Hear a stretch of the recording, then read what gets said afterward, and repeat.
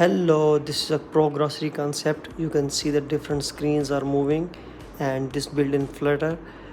You can see like this is different screen. This is a auth screen, and this is a login screen.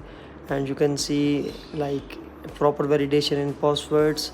8 digits are required after adding the 8. Okay, it's also saying the special character is needed.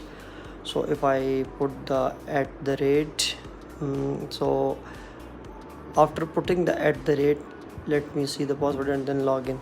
See, this is a home screen. All the products are listed, and you can see the different menus in the bottom, like menu have a different category. You can choose, add your product, save things, and your profiles.